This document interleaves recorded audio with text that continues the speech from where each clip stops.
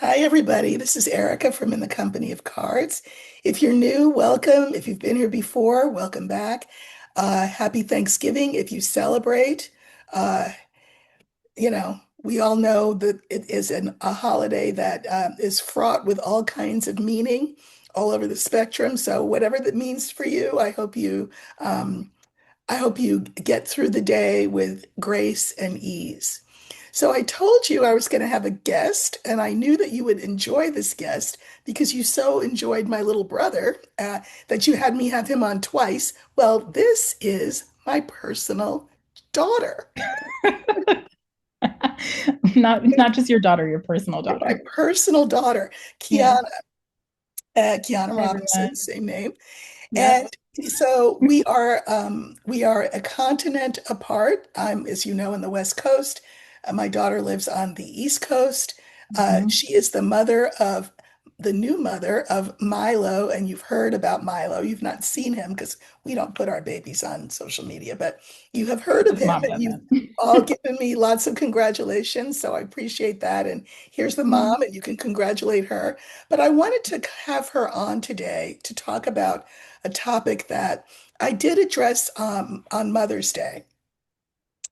And apparently it's been in the news lately because of a podcast that Oprah just did that has created all kinds of talk on the internet. And the topic, of course, as you know, is uh, estrangement. Um, Going no contact. The way I remember the expression is that, at least on the East Coast, there was a health food store and where you got supplements and things, and it was called GNC. So I tell myself, oh, GNC, yeah, going no contact. So this is not just sort of an academic conversation that we're having here because Kiana and I experienced a period of going no contact Mhm. for a little over 3 years, I think it was. A little over 3 years. Yeah. Yeah. Um, and obviously, because she is on my show, as you see, we are back in contact. But it Hmm. is this going no contact seems to be, I'm not going to call it a trend because I think that's a little bit cheapening it a little bit. Um, but I will say that it is a phenomenon. It is a tendency. Apparently, the statistics, Kiana, I don't know if you know, the statistics, you are in good company. Apparently, 1/3 of Americans have experienced this. One Yeah. third. So, obviously, I am the parent.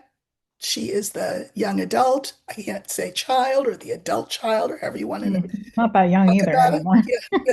Well, um, but you bring up that brings up a good point because I've Mm. noticed when I look at the statistics on this, um, your age group, you're in your shall we say what Yes. decade you're in? Okay, because Oh, well, yeah, I'm like a millennial. sh On the younger side. yeah, I mean, well, okay, Closer to zillennial. okay. She, I'm in my early 30s. there we go. She's in her very early 30s. And Yes. and that and I'm hearing that from that age group all the way up to 40s, Hmm. people are engaging in this conduct. So I want to I mean, I know it's like I'm not letting you get a word in edgewise, but I do want to Oh, just you're fine. You're set the setting it up. scene. Yeah, I'm Yeah, setting the scene. absolutely. So when it happened to us, to me, Hmm. because Kiana, you the one who instigated it, I was like, wait, what? Like, I didn't get it. I really, truly did not get it. In a Yeah. lot of ways, I would say I probably still don't get it. But I will say this, and it's part of what I said on Mother's Day. Kiana, you are experiencing this now. We all who have had children know the experience of if you've had a child biologically, growing somebody inside your personal body for 9 months, having your entire body uh, beholden to this being that is Hmm. inside you. You Yeah. can't eat certain things without it affecting that child. You Hmm. can't take, well, you can take Tylenol, but Robert Kennedy would suggest that you not, because worm brain would know. Everything that you do from the moment that you conceive takes this other being into account. Okay. Hmm. Then you go through as Phil Donahue, a lot of my viewers will know who he is, old talk show host from way back in the day. He said, women go through the valley of the shadow of death to give life. And I've always remembered that because I said, you know what? That's true. Yeah. Go through the valley of the shadow of death, and then the kid's there, and now you have to keep them alive. They Yeah. depend on you in every moment for everything. And Hmm. you think you know them, but you knew your experience of them inside you. Now they're outside of you and they can express themselves. And you have to learn the difference between what's a hungry cry, what's a poopy cry, what's an angry cry, what's a sad cry, what's a pain cry. You have to figure that out. You learn each other to the point where there is this unspoken symbiosis between you. Then you have to teach them certain things because they have to go out in the world. So you teach them their ABCs, their one, two, threes, that it's not polite to bite people, uh, please and thank you, all of that. And you dress them up and you send them out to school. And you could get a call from the teacher who says, Susie bit somebody. Well, then you have to re-educate them and say, no, we bite food, not people.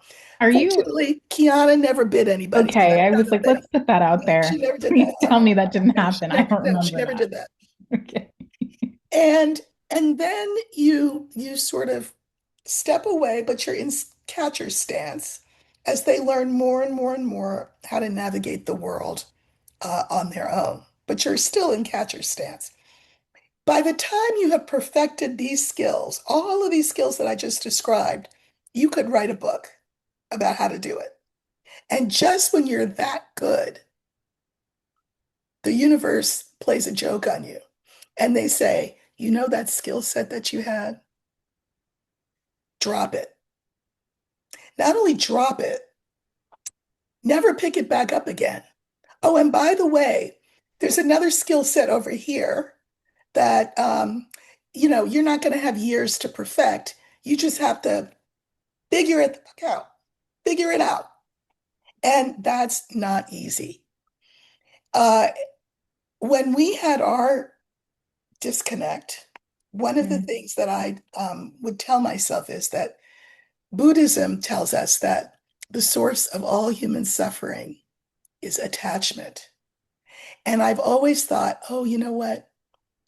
God must really love women because women who are mothers are taught this lesson about attachment and non attachment in ways that no man ever is.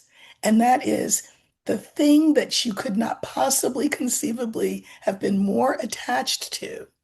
I mean, literally, you are physically attached. They have to cut the cord between you and this child. That's not attachment. I don't know what is. But even that, you have to learn non-attachment. You have to learn how to let them be who they were meant to be in the world without feeling as though it's a reflection on you or an insult to you or a commentary on you. That's what you have to do. And I think for children, particularly daughters, because I only have yeah, a daughter, I don't know about sons, unlike you, Kiana, who now has a Well, I just son. had him, so I'll Yeah, figure well, it out. you're figuring it out. But I think for mothers and daughters, I think it's very hard for daughters to not see themselves and as mirrors of their Mhm. mother and ask themselves, where do I measure up? Where do I fall short? When really, um, your mother's only your first example, your first mirror, probably your best, but that's another story. And that that kind of detachment that I'm talking about that a mother needs to learn how to do is also what a child needs to do. And I don't think we're acculturated in this society to do that. And so that sometimes I think in this culture, what happens is that because there needs to be that um, differentiation, we do it in a way that feels violent, unkind, cruel, because that's how it felt to me.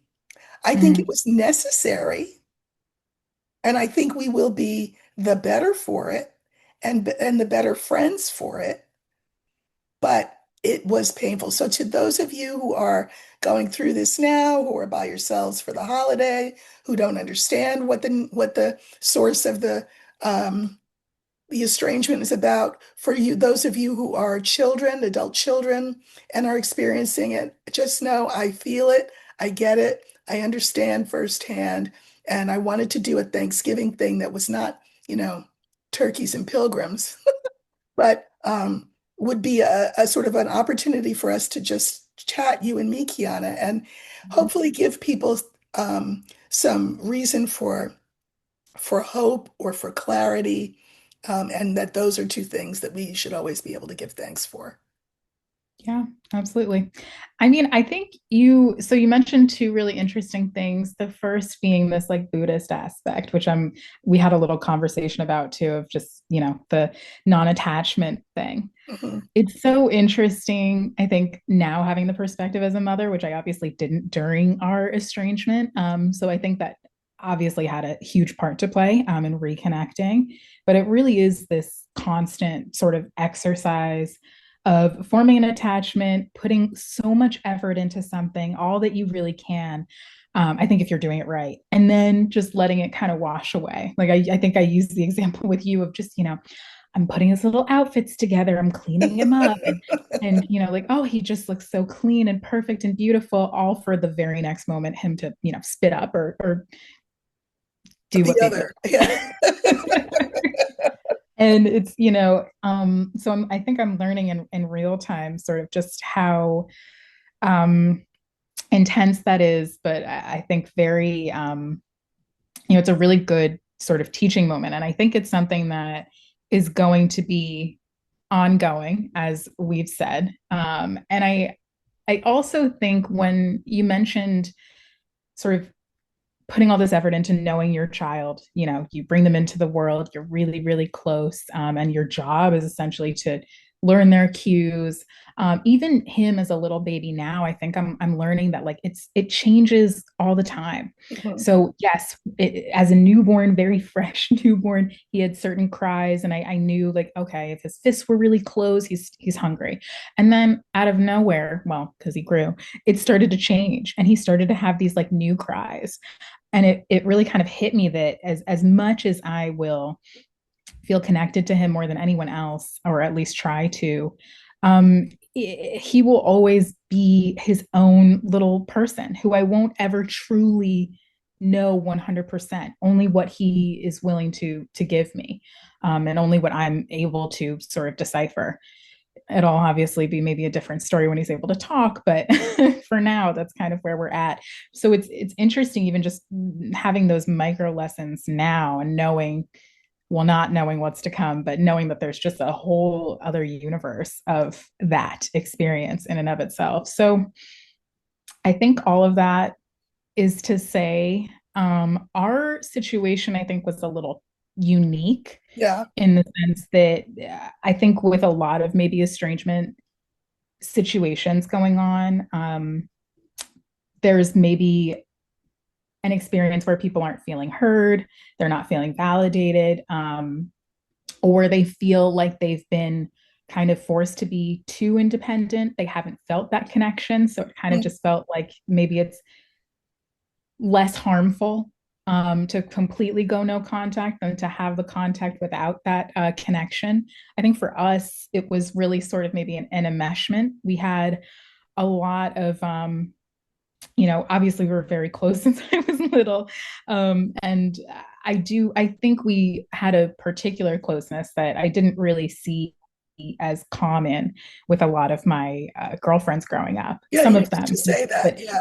it was pretty rare just how close we were. And as you know, I really was not close with my dad. Yeah. So And her dad that died when she was 15. So, right. So that added to it. But we had that like that massive sort of stressor, that really traumatic event that kind of on the one hand forced us to get even closer in a way that was like deeply painful and uncomfortable. But also I think maybe kind of was the first real like division in a sense as well, where it was like, okay, we are these like these two separate people having these two unique experiences going through grief. Me, the daughter, you as my mother, and how we navigated that, I think had its sort of ebbs and flows of closeness and separation and figuring out what the other needs.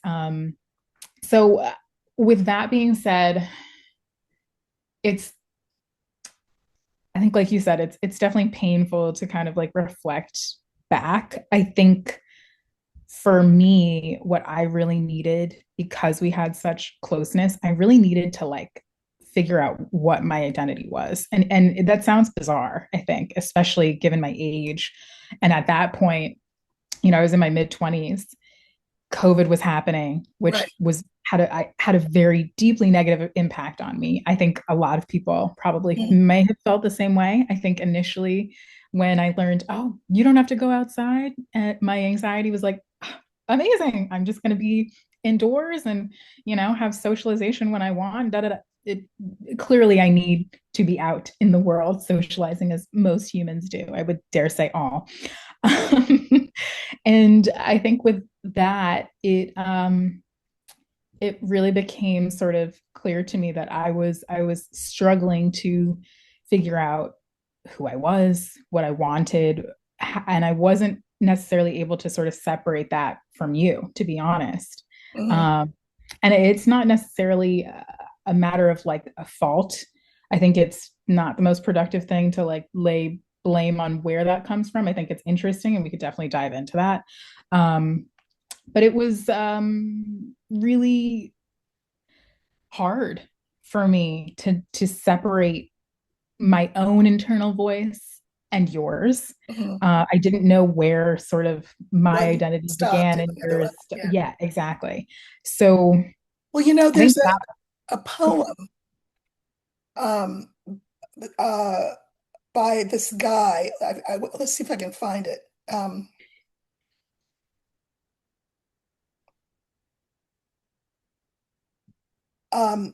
Philip, oh, I know it. It's Philip Larkin. He's the poet. And this was very helpful to me in regard to what you're talking about. Uh, oh,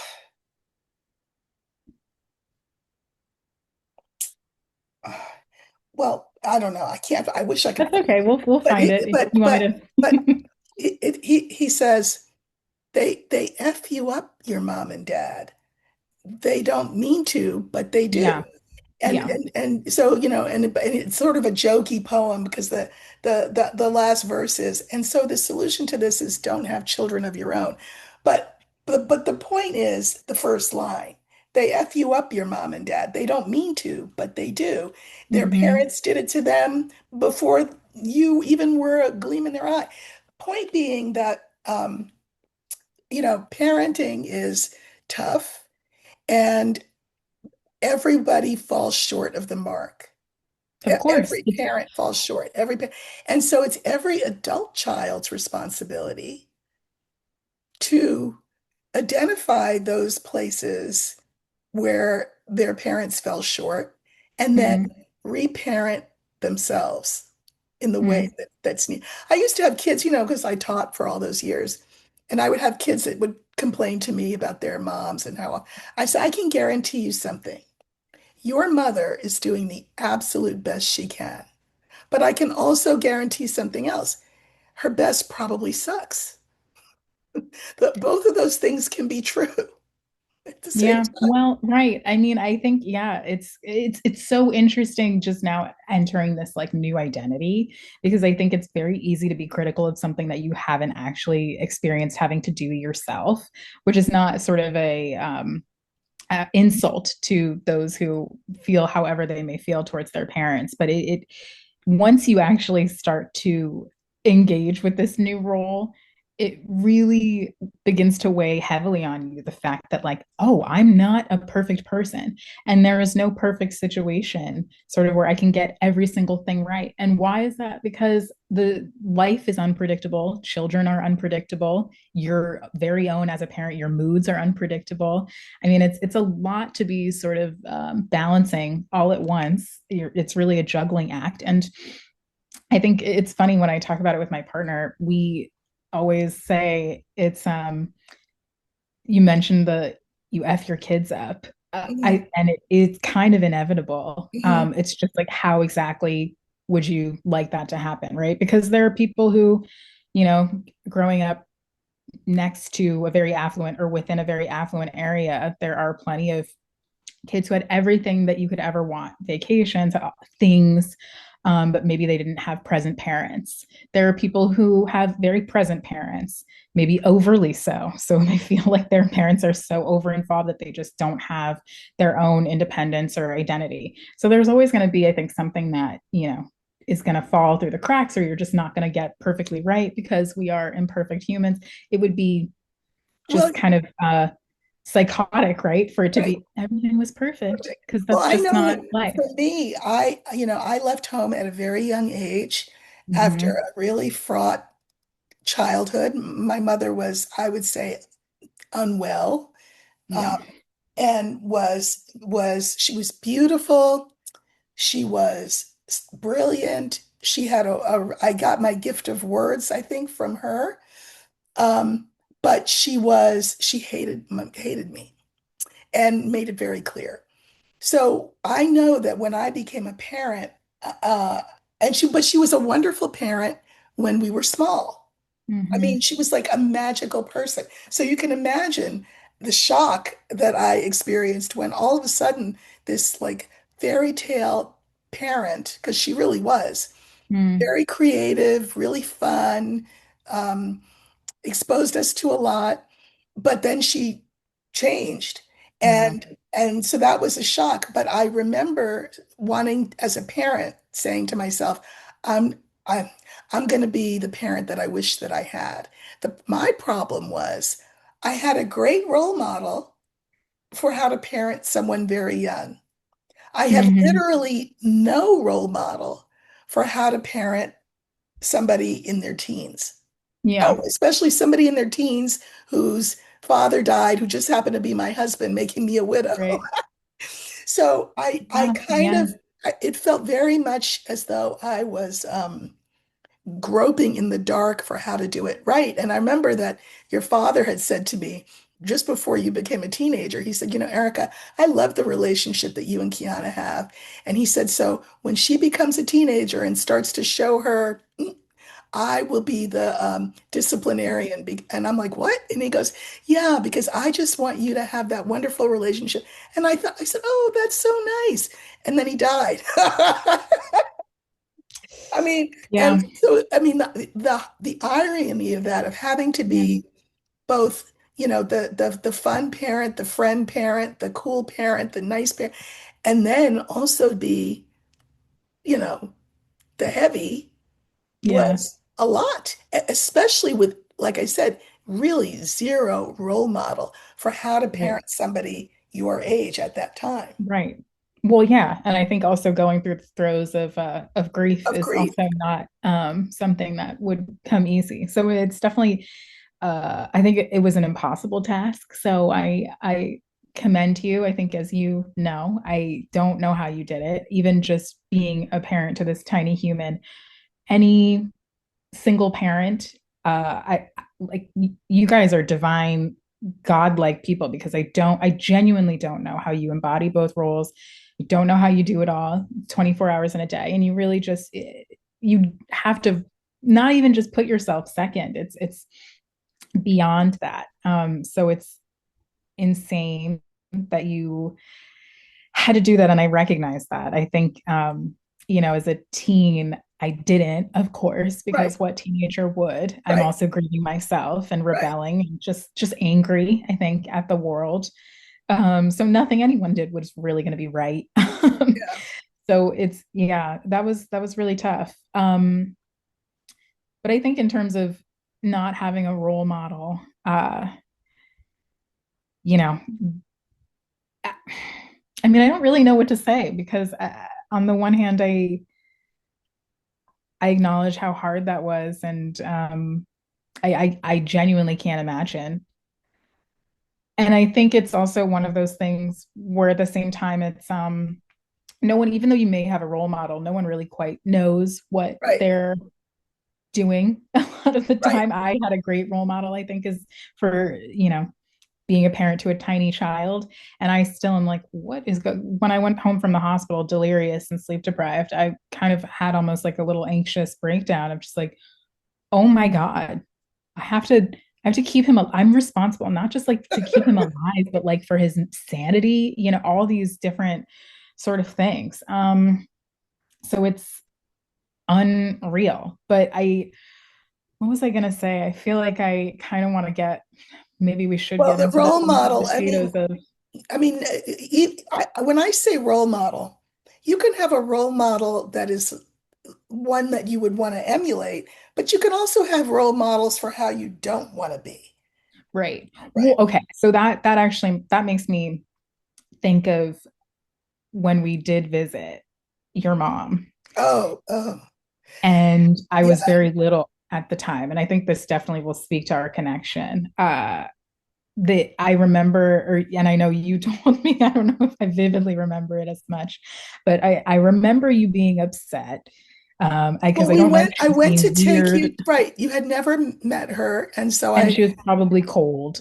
she was cold. Like, and I'm like, first of all, Kiana was so cute. And she looks a lot like my mother. I'm the hobbit in the middle. Oh, I Bookended don't, by these beautiful people, but that's that's not, okay. It's all right. let's No, not say oh that. no, Kiana, people would say when she was like 7 or 11, whose is she? And I'd be like, Which she's is a mine. stupid question Right. because whose would I be? And I would say, she's mine. And then they'd be like, yours? And so It's so bizarre. Kiana one time said to me, Mom, I feel so bad when people say that. And I say, no, here's how I look at it. You are the art. But guess what?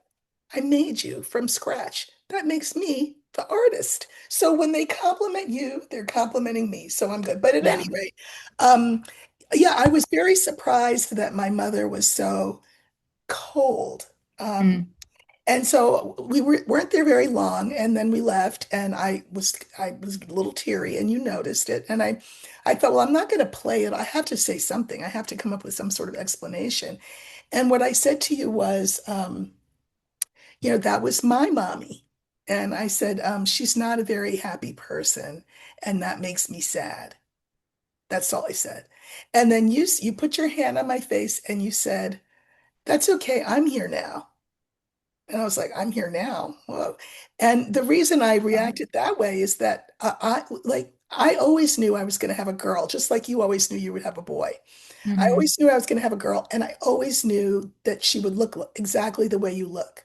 I remember in the hospital when they gave you to me, I was like, mm-hmm. Like I wasn't even surprised because I knew you were going to have Mm, this massive amount of dark hair, that you'd have those big, dark, tilted eyes. I knew you were going to look like you look. So mm. we've always had this sort of karmic, I feel like, Yeah, I was about to say connection. karmic connection. Yeah. And I think we are karmically connected.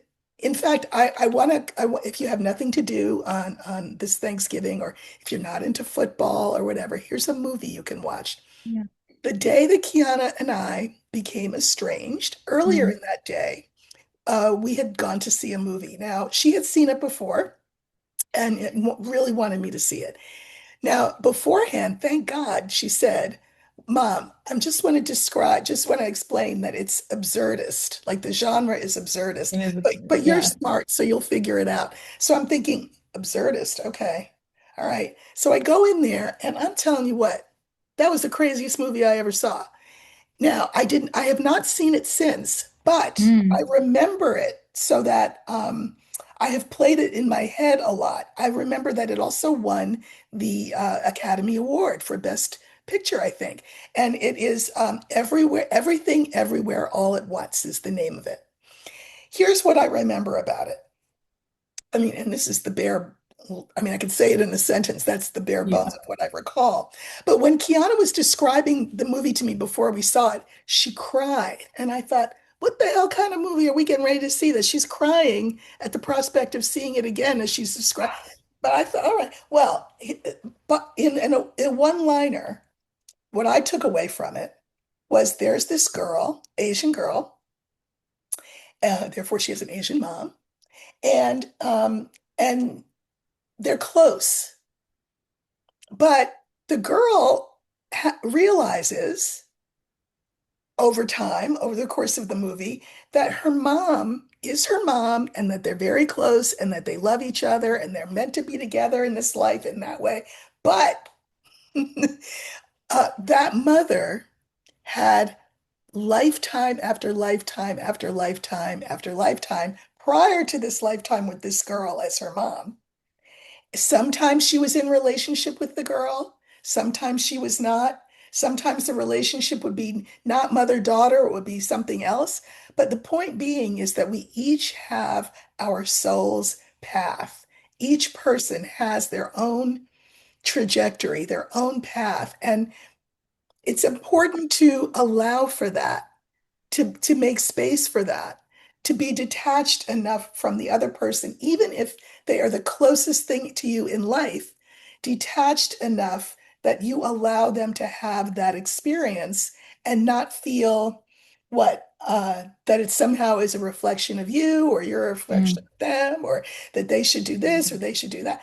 And I think that in retrospect, and you can correct me if I'm wrong, that you cried because that's a sad thing to realize when you're so close to somebody. The fact that they have their soul's journey, even though you intersect in this moment, is a separate thing from yours. Yeah, I mean, so on the one hand, yes, I think that is certainly a part of it. I think what really resonated with me was a couple things. Philosophically, I think this idea of nothing mattering really spoke to me. I think at that point in life, I felt very adrift and very sort of questioning what I believed in, what mattered, sort of what was all of this for. Because at that point, the COVID to me was still occurring for some of the world. I guess it wasn't. So they went on with their lives. Some of us didn't. I had a path departure, if you will, that I don't think I was supposed to be on, but I had trained myself to be on that. Um, for the sake of not being vague, I'm talking about being in law school and then no Yeah, longer being there. yeah, And I so let's just pause on that for a minute. So, COVID did a lot of things to a lot of people in a lot of ways. And Kiana was in her, what were you in your second year, third year? Third year. it started in the second year Mhm. and But then went then, into the third. right, law school's only 3 years long, I'm just saying. So, but she decided in the third year, the beginning of the third year, she just didn't want to do it anymore. And I have to say, that's something that maybe we'll talk about at another time because I think it's a whole nother topic. Um, I had been very supportive of her going to law school because I thought that's what she wanted to do, because that's what she thought she wanted to do. And, one of the things that I think is very interesting about your generation is that, unlike my generation, and I'm probably the last generation to experience this, where you do a career, you enter a career, and then you're there for life. And then you have a pension, and then you retire. And then I think that your generation is like, I'm going to stay on a track as long as I want to stay on a track. And if I decide that I don't like that track, I'm going to hop off it. Well, yes, but I do I am hesitant to sort of simplify it in that way because I think, as you know, for me, there was something really dissonant about what I was Yeah. pursuing. So while you were supportive, there was sort of this, like, I don't know, it wasn't quite an elephant in the room, but it was like this underlying sort of like tension there that just kept building and building and building as time went by, that I really just couldn't ignore anymore. And Yeah. it was really at the point, and it's funny because it started out that way. The first day or the night before our first day of classes, I woke up out of my sleep and was sick, which that's never happened to me before. I've never, like, done that. The body keeps Um, score, right? so exactly. So, I attributed it just to like first day nerves. It's a very daunting sort of task. You're at one of the top 10 law schools the night before a criminal law class with a very like incredible professor, which I have to just say, really amazing professors. If there ever was a place for me to succeed and to love it, it was going to be there. Hmm. Um, there was something really just my body was sort of rejecting, and it was beyond the scope of just first day jitters or anxiety, because it just kept building with time. And it's not like I didn't have positive experiences. It's not like I wasn't even successful, because I was really on that track. But there was something that just was not working for me, and that was really tough to come to terms with. I think for two reasons. There was the pressure that I put on myself, which I think, whether it comes internally or externally, I do think there's an element when we talk about how close we were, how connected we were.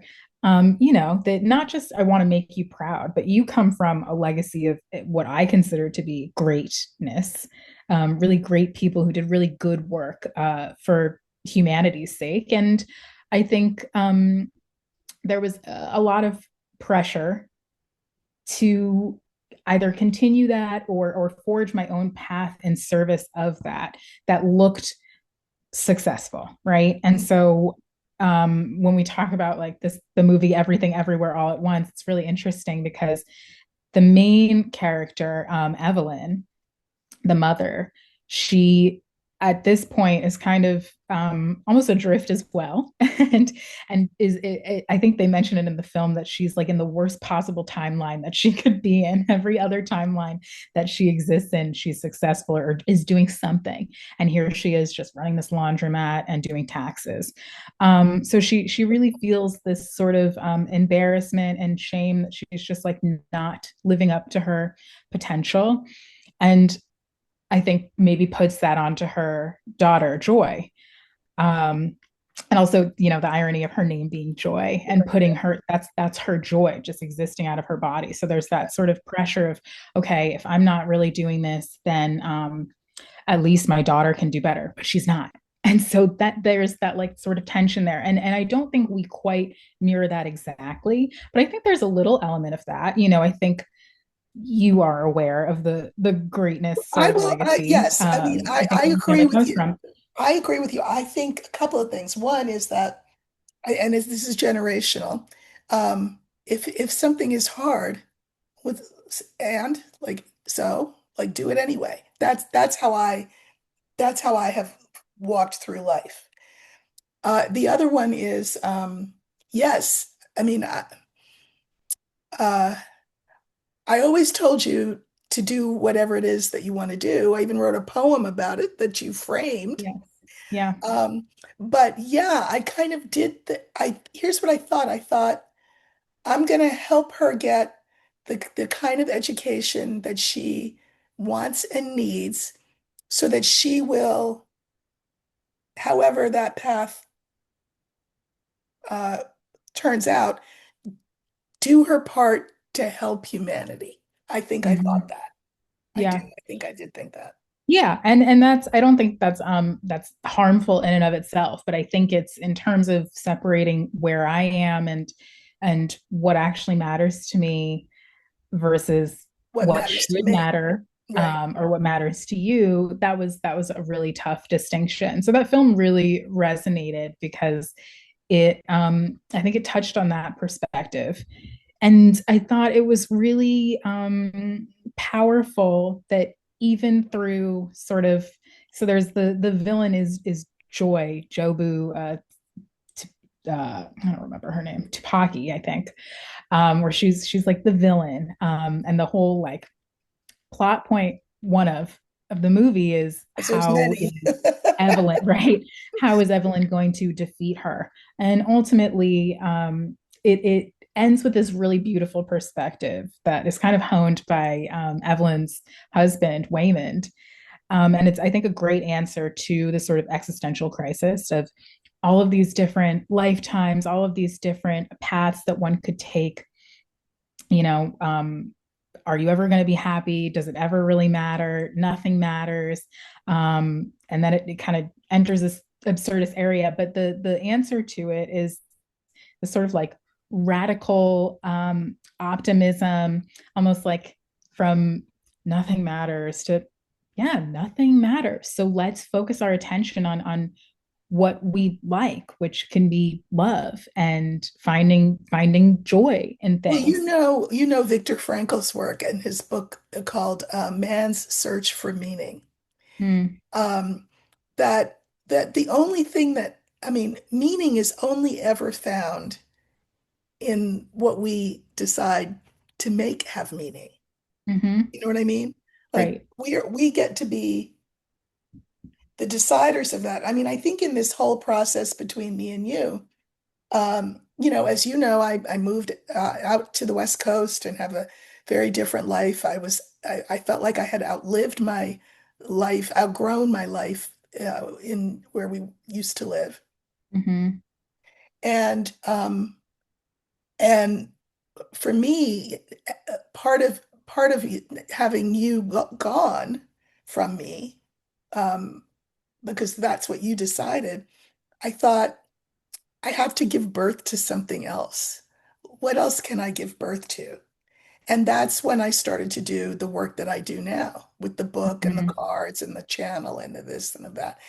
Because um, if I mean, because what had blown up for me was this idea of what motherhood was. If you were not in my sphere of um, reference anymore, well, then who was I? I had retired as a teacher. Now I'm not even anybody's mother. So it's about searching for meaning. Where can I find meaning? If nothing means anything, where can I make it? Where can I find it? And so that's part of why I do what I do now.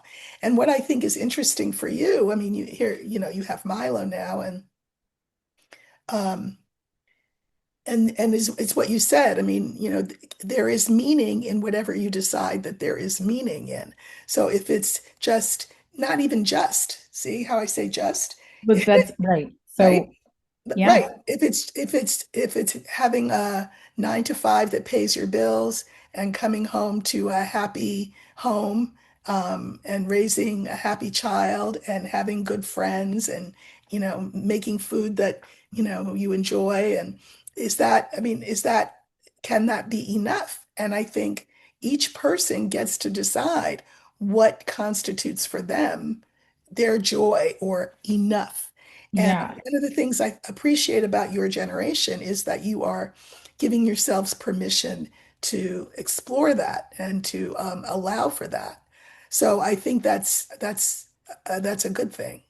Well, so it's interesting. I think even catching yourself saying just, Mhm. right? So I think that might be one of the sort of areas of contention between our maybe our generations of how we go about defining success. That's right. And I think even when it's not purposeful, it still sort of has an effect of sort of reinforcing what I think millennials are told of yeah, when you describe this is just what you know you do, you work really hard and you stick to the track that you've chosen.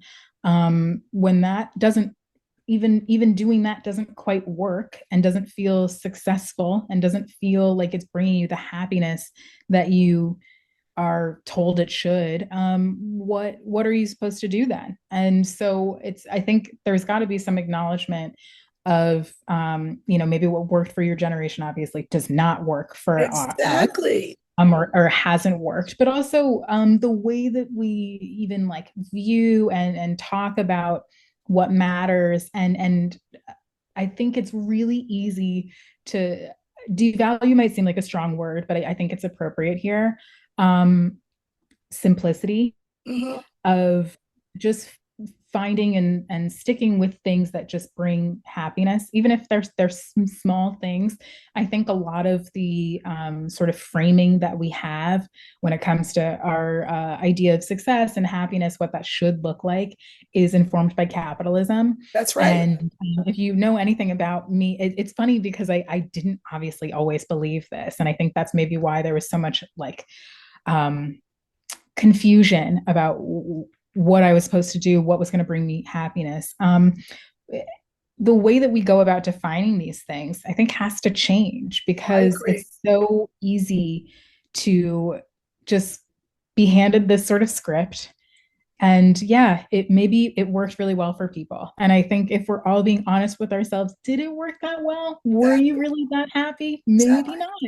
Exactly. And so I think when we talk about like parenthood and doing a little bit better than our parents after us, it's that's kind of like something I think that's happening with millennials of okay, this isn't quite working how they're saying it should. It doesn't feel like it's quite working. So what can I do that is going to bring me fulfillment, right? And I think maybe it's a uniquely American thing. Maybe it's not. I think I suspect it might be of Well, these sort of we are uniquely wedded and in worship of the dollar and capitalism. of the dollar of things, the Hmm. accumulation of That's right. material. And I think that my generation and generations before, I don't think it was so much a function of us being happy. I think that we agreed to agree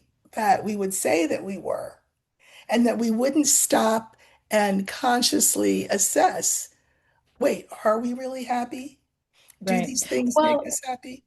yeah, and I think also when we look at sort of the culture and society at that point, that was really like, the baby boom happened for a reason, right? Right. Like people were just finding more sort of financial success. Things were becoming things that people could purchase and have and compare with one another. So it really was a time when it makes sense that that was sort of the driving force for how you define success. But right, like you said, on the other side, after all of that, having the good job, or doing the work that you should be doing, you get the house, you have the family. Is there something that's missing? Is that all that there is? And I think for us as millennials, it's no shock to anyone that we feel a little disillusioned by all of that, and also sort of we're almost in one sense maybe we've been a little bit forced to reassess because following that traditional path, that trajectory, just it doesn't work for everyone. And what do I mean by that? You got the degree, you get a good job, it's still not enough to do Well, the thing yeah, now you're paying back all the money that you had to borrow in order which to get on that track, which is in boomers didn't itself is a necessarily prison. have to do. Right. Right. Or, well, no, or we told ourselves that that's just how it is. That. Well, but I do think economically we do like just a little quick aside.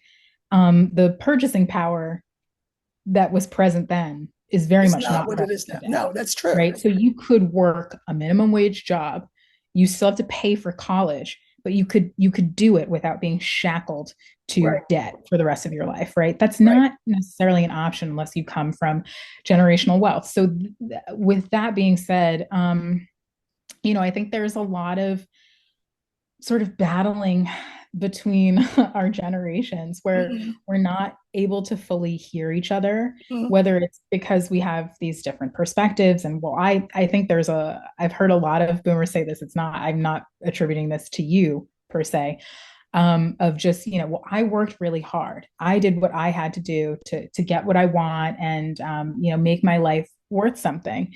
And I think there's definitely some of us who are just like, I'm trying to do the same thing and it's And it's not not working. having the return, right? So why do I feel sort of gaslit? And when we talk about, because I know our initial, the genesis of this conversation is about estrangement. I think um I don't know if it can be reduced to sort of I don't have things or I'm not able to do this stuff and that angers me. I think it's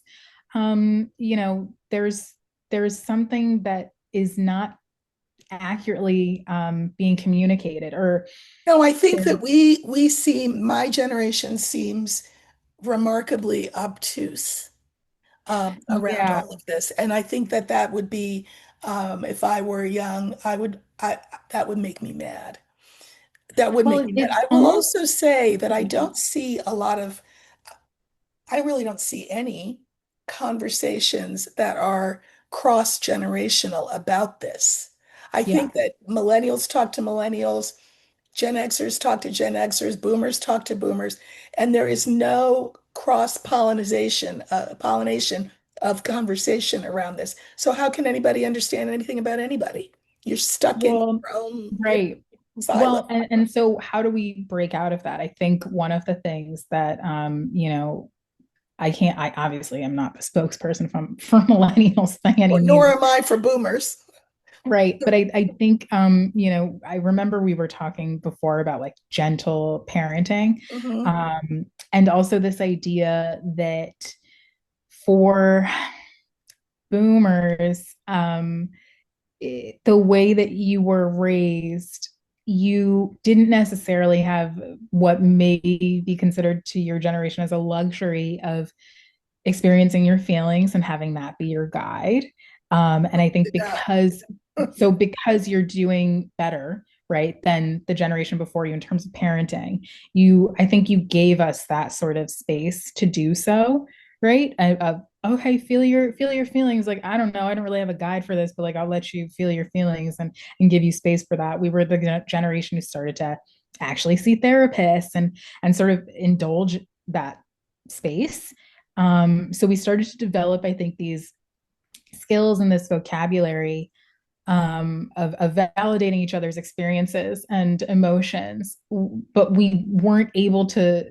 Like, it's so interesting because I don't think we were learning these things and you were giving us the space to do so. But I think, We haven't learned by and this. large, Yes. haven't actually learned it. And Right. because there's that authority dynamic, there's a real difficulty in us trying to then be like, well, here's what I learned. Can I share it with you? No, I I think a lot of it. think that's really true. Well, one of the things that I've heard parents say is, you know, well, the, they should keep contact because I'm the parent, and they should, where's the respect? Where's Mhm. the, you know, and I think that young people are saying uh, something other than that, that it's less of a that they want less of a top-down interaction because they're Well, adults. right, but also, I mean, I think about like how I was raised too, and everyone would say treat others how you want to be treated. So when Mhm. you say like, someone's a boomer in this situation is talking about, where's the respect? Yeah, where is it? Mhm. It's got to be mutual, and Right, and I and maybe agree. what we view that, how we look at that, what respect should look like might be a little bit different, but it's worth coming to the table and talking about that because we want to meet everyone. I think should meet, if they're able to, the person they'd like to have contact with where they're at. Right, And right, it goes both ways. It's right. not to say that there's solely blame on an older parent's side and solely blame on a younger adult child side.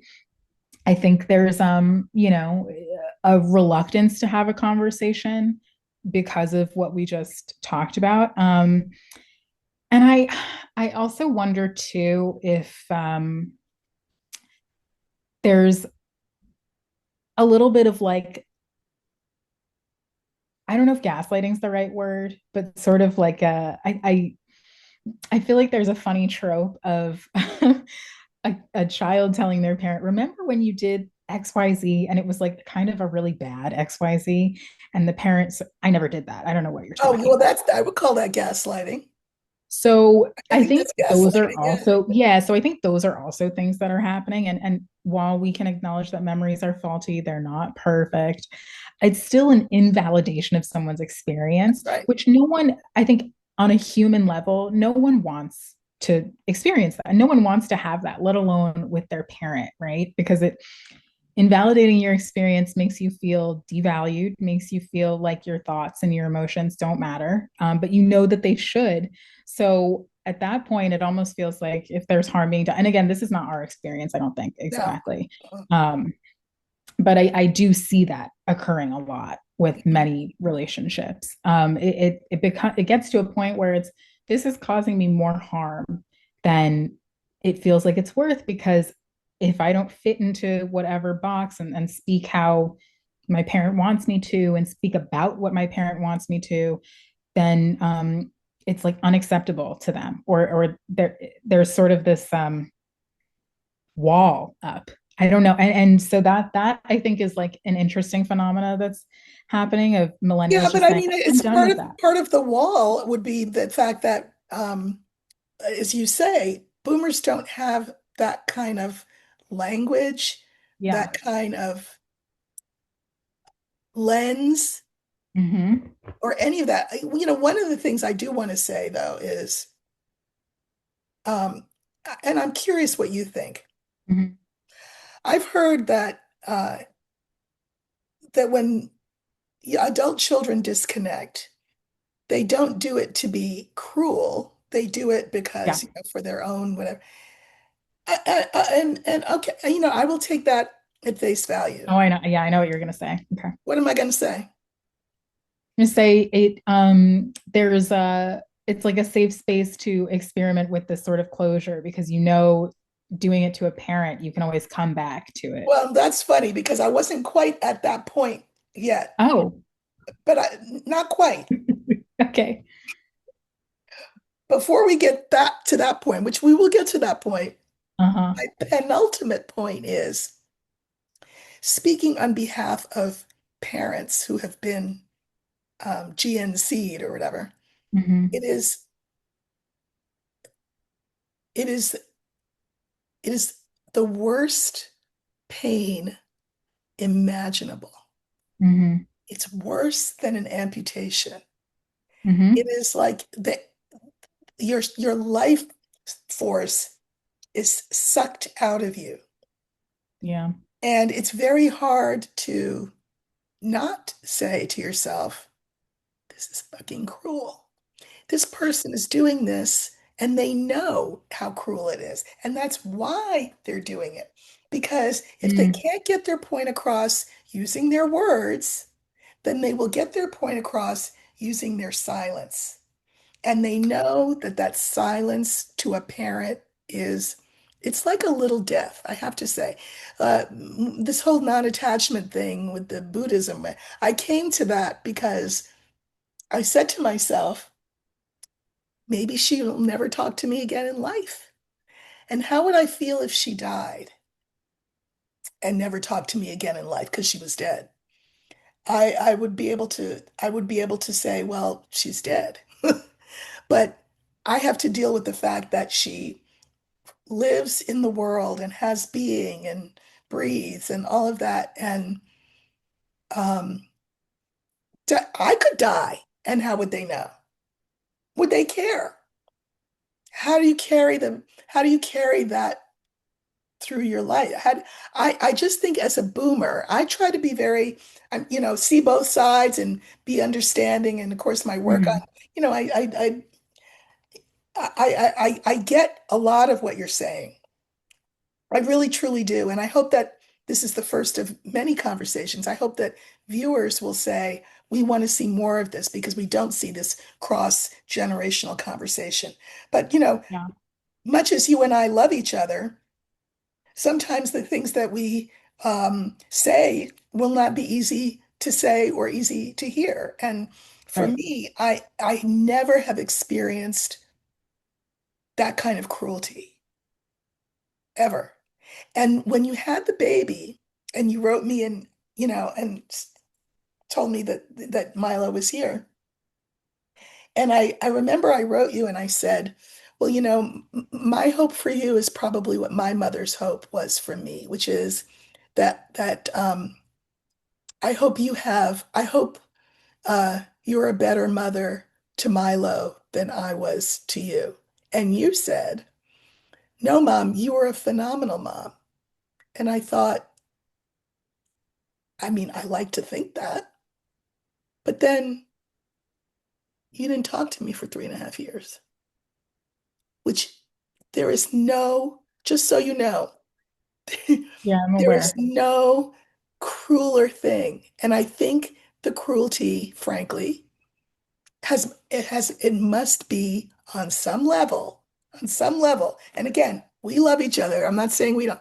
On some level, that cruelty has to be the point or So, one of the points. yeah, I think that's an interesting perspective because on my end, it's not. It Right. feels That's what, painful. It feels as painful for us as well, that's or what for everybody myself. It says. did. That's what I have I heard. there weren't. I mean, there. I don't think there was a day that I wasn't like, it is painful.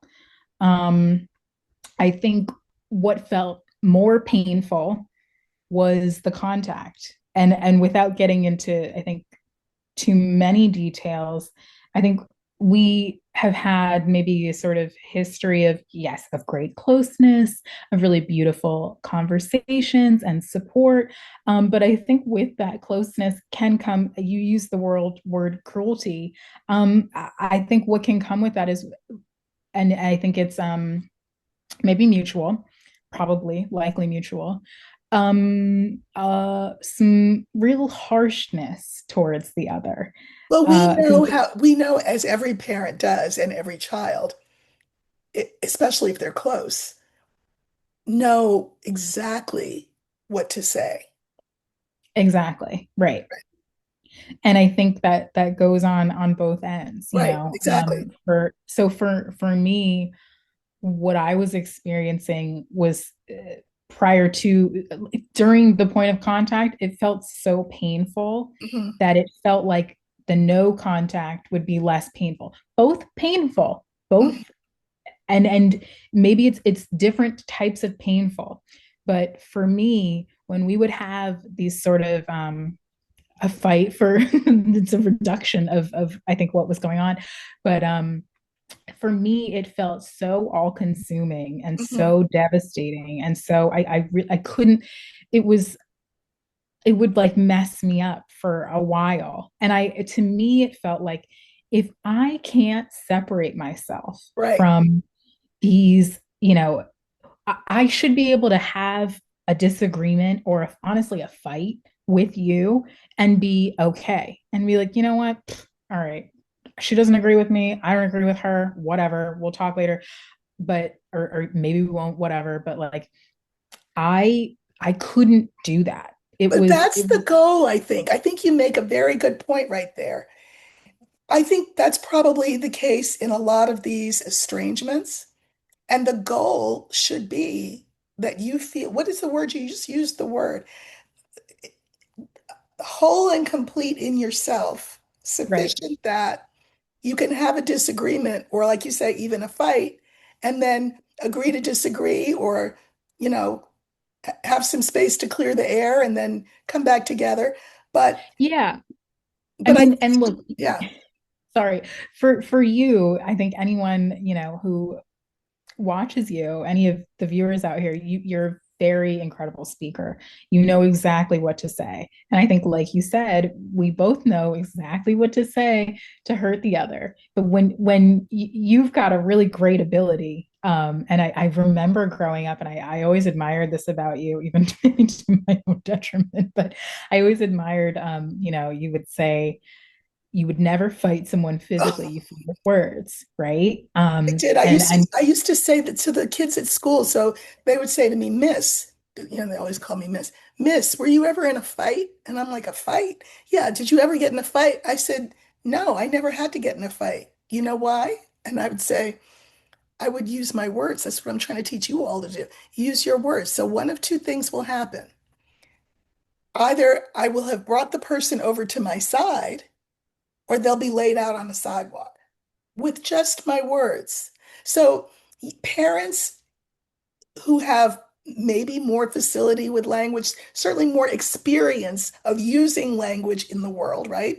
Um, than kids who are not really necessarily encouraged to have that kind of dialogical what interaction with a parent, with an adult, are at a disadvantage. And so I think it's important for parents, this kind of parent, the old parents, to we tell our kids to use their words.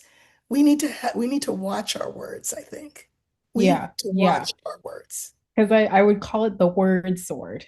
Yeah. Um, and and so it's interesting, because right, like we think about that, and then I it just came to me, when we talk about little idioms that we would say as kids, sticks and stones may break my bones, but words will never hurt me. That's That's not true. not true. It's not true. And Yeah. so I think, I think that was passed down from boomers to millennials.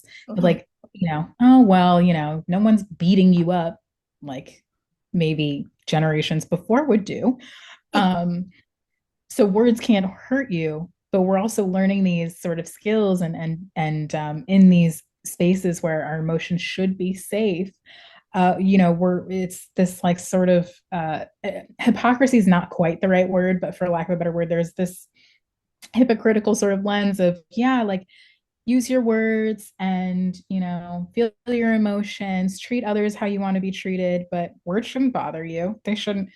Well, they do. So It's that's a a good point of, dissonance. I don't know if it's yeah, hypocrisy. It's a yeah. I dissonance. think that's a And better word. and if something is hypocrisy, that's one thing. If it's dissonance, it can be turned into melody. Mm-hmm. It can become that, right? And Mm-hmm. hopefully, these kinds of conversations can move people from dissonance to melody. Hopefully, you know.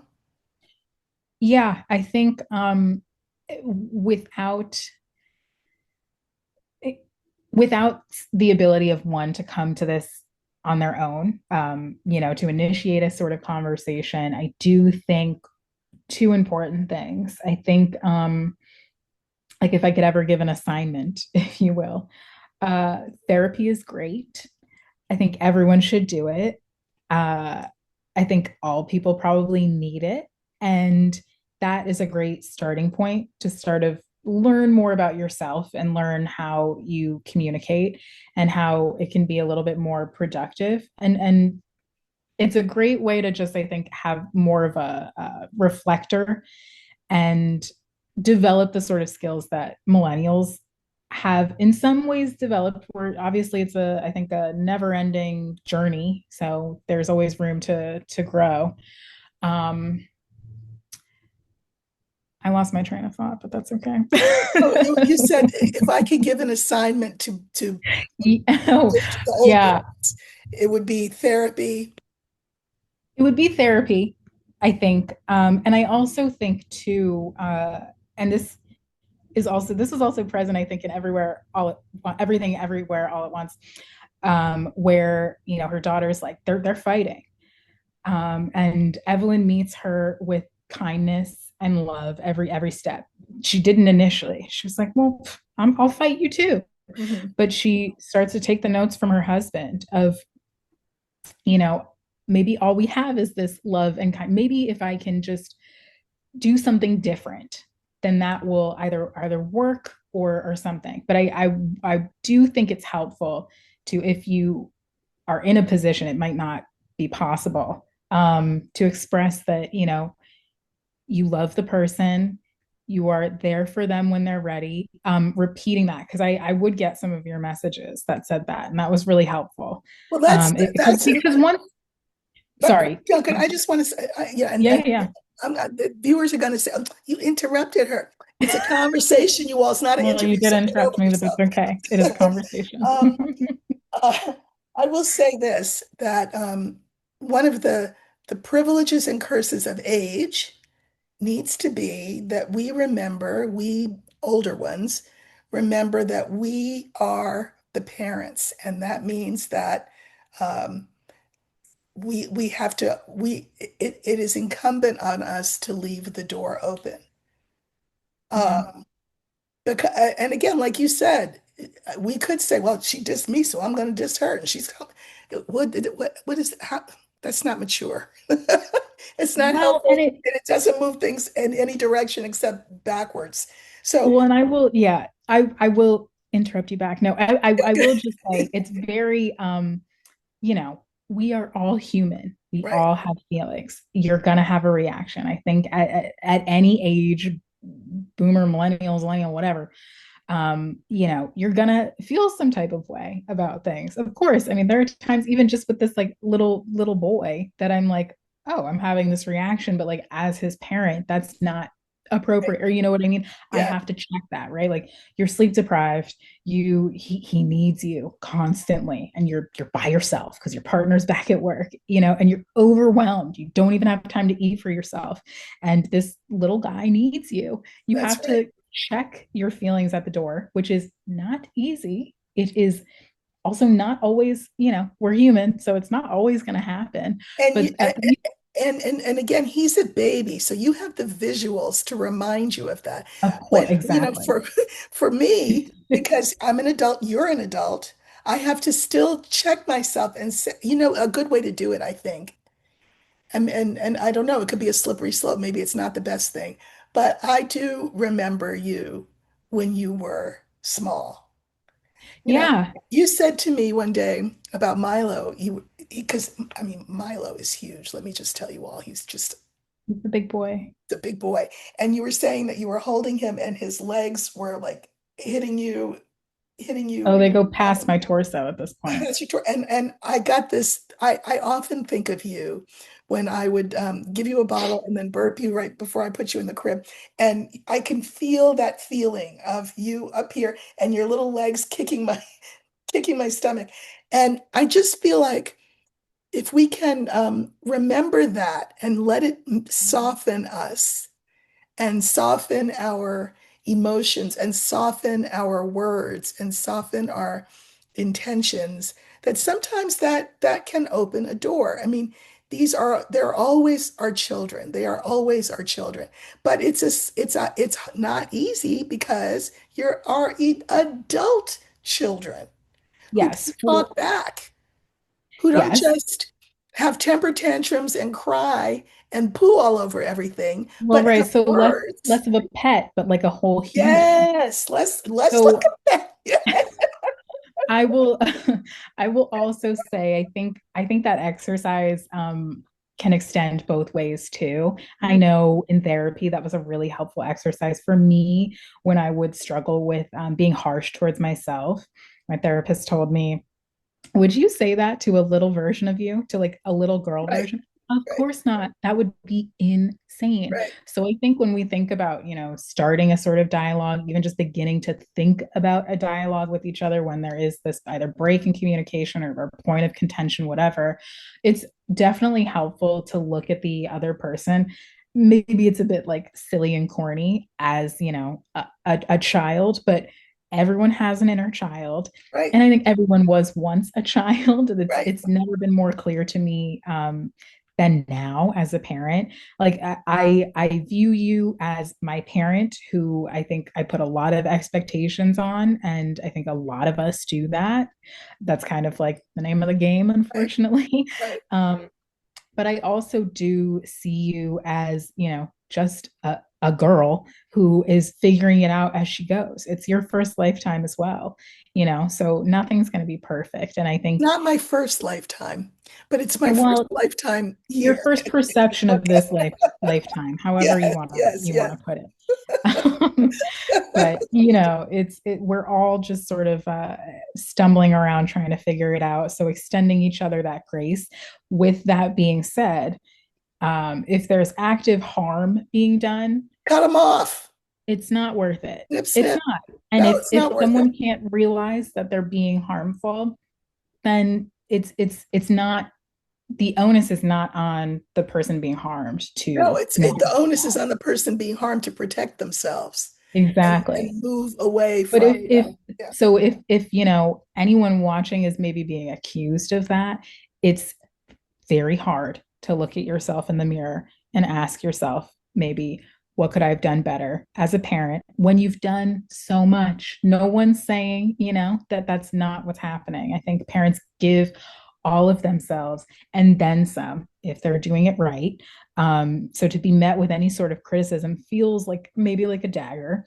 But it's still worth, I think, taking the ego, if you are able, out of it, right, and asking yourself, what have I done? What could I do better? Extending that grace. And it's I think, like we've maybe noticed with this beginning dialogue, it's going to be messy. right. It's going to be awkward, and it's going to probably not be comfortable. It will maybe be painful, probably. And that's, I think, where growth comes in. Growth is all of those things: That's right. painful, messy, uncomfortable, all of that. So, but it doesn't mean it's not worth trying. So, Yeah. Well, I know you have to cook. Wish I were our there. first Thanksgiving by ourselves. Yeah, I we did some know. prep, but it Well, is getting to I'm be that sure time, and I've it, probably taken up enough of your well, time. no, no, I'm sure that we will be sharing Thanksgivings in future. When Hopefully, we're, on the same coast at some point. But I yeah. love you so much. And listen, you all, this Oh, you was too. my Thanksgiving gift to you, was to introduce you to my personal child and to have this conversation. I know these are not easy times for a lot of people because of distance, emotional distance between people. But I hope this has been an example of, or just a proof, right, that we can all use our words to get us from where we are to where it is that we want to be.